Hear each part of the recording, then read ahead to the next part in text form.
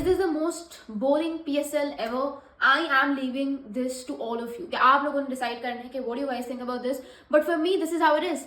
Like अगर एक team बुरा परफॉर्म कर रही है तो वो बुरा ही परफॉर्म कर रही है, they are not even trying to put up a fight. और अगर एक टीम अच्छा परफॉर्म कर रही है तो या तो वो कहीं ना कहीं क्वालिटी ऑपोजिशन के अगेंस्ट एक्सपोज हो जाती है, या तो फिर वो अच्छा ही परफॉर्म करती जा रही है। आज का क्वेटा ग्लैडिएटर्स वर्सेस द पिंडीज का मैच उठा के देख लो।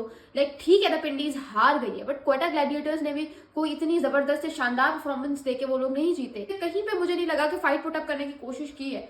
Mohammad Rizwan, I am sorry to say, he is all in for the lectures out there, but उनकी क्या परफॉर्मेंस है यार। मतलब सीरियसली, जहादार खान ने उनको पहली बॉल पे आउट कर दिया। मतलब एक होता है कि इतनी बुरी टीम नहीं है द पिंडीज की, डैरेल मिचेल है, सैम बिलिंग्स है, and who not to talk about, but कोई भी उस तरह से फ्रंट से आके लीड नहीं कर पा रहा।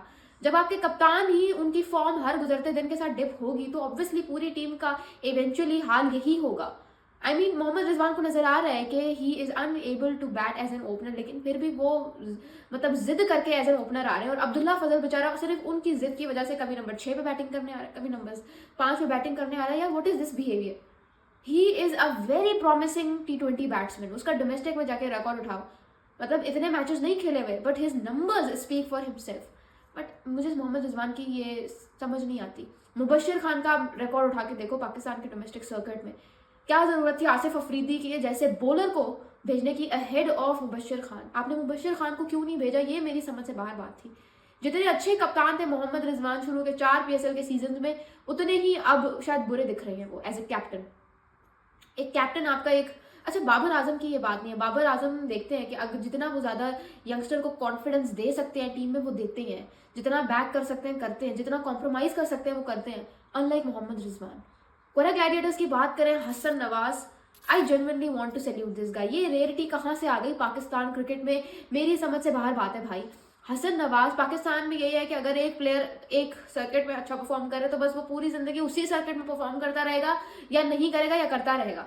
मतलब पाकिस्तान में ये इंप्रूवमेंट का कोई चक्कर है ही नहीं किसी भी प्लेयर के साथ। और अगर थोड़ा सा समझा दो कि भाई आपको फलाना फलाना सर्किट में इंप्रूव करने की जरूरत है, सो आपको सामने है वो किस तरह से उस क्रिटिसिज्म को हैंडल करते हैं।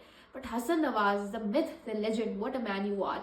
आई मीन मिडिल ओवर्स में मैंने आपको पहले भी बताया था, स्पिन के अगेंस्ट स्पेशली बैटिंग करना आसान नहीं है, बट आज आपने उसका कैमियो देखा।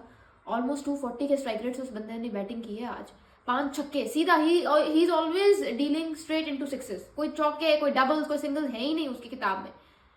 मतलब this is Hasan Nawaz for you. Even वो बॉलिंग में भी अपने आप को इंट्रोड्यूस करवाने की कोशिश करें कि अगर मैं बॉलिंग में भी अपनी टीम को फायदा पहुंचा सकती हूँ सो व्हाई नॉट।